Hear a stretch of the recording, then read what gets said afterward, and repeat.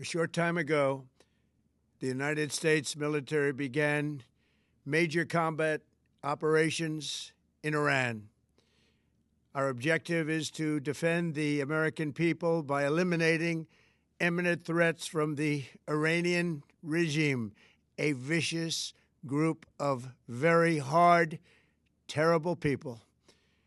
Its menacing activities directly endanger the United States, our troops, our bases overseas, and our allies throughout the world. For 47 years, the Iranian regime has chanted death to America and waged an unending campaign of bloodshed and mass murder, targeting the United States, our troops, and the innocent people in many, many countries. Among the regime's very first acts was to back a violent takeover of the U.S. Embassy in Tehran, holding dozens of American hostages for 444 days. In 1983, Iran's proxies carried out the Marine barracks bombing in Beirut that killed 241 American military personnel. In 2000, they knew and were probably involved with the attack on the USS Cole. Many died. Iranian forces killed and maimed hundreds of American service members in Iraq. The regime's proxies have continued to launch countless attacks against American forces stationed in the Middle East in recent years, as well as U.S. naval and commercial vessels in international shipping lanes. It's been mass terror, and we're not going to put up with it any longer. From Lebanon to Yemen and Syria to Iraq, the regime has armed, trained, and funded terrorist militias that have soaked the earth with blood and guts.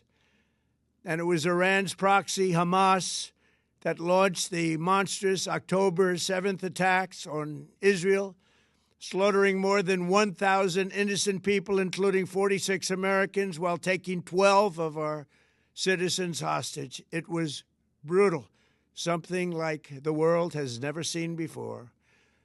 Iran is the world's #1 state sponsor of terror and just recently killed tens of thousands of its own citizens on the street as they protested. It has always been the policy of the United States, in particular my administration, that this terrorist regime can never have a nuclear weapon.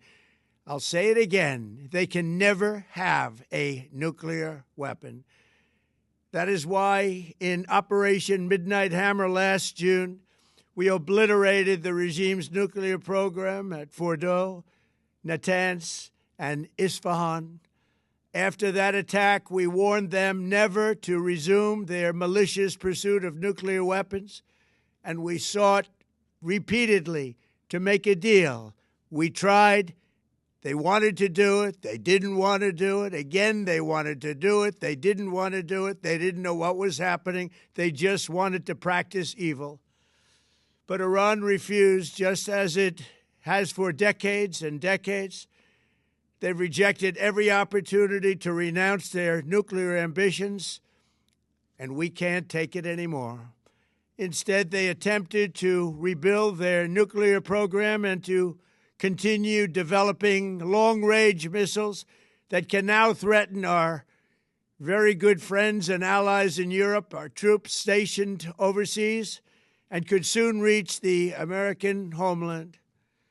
Just imagine how emboldened this regime would be if they ever had and actually were armed with nuclear weapons as a means to deliver their message. For these reasons, the United States military is undertaking a massive and ongoing operation to prevent this very wicked, radical dictatorship from threatening America and our core national security interests. We are going to destroy their missiles and raise their missile industry to the ground. It will be totally, again, obliterated. We're going to annihilate their Navy. We're going to ensure that the region's terrorist proxies can no longer destabilize the region or the world and attack our forces and no longer use their IEDs or roadside bombs, as they are sometimes called, to so gravely wound and kill thousands and thousands of people, including many Americans. and we will ensure that Iran does not obtain a nuclear weapon. It's a very simple message. They will never have a nuclear weapon. This regime will soon learn that no one should challenge the strength and might of the United States Armed Forces. I built and rebuilt our military in my first administration, and there is no military on earth even close to its power, strength, or sophistication.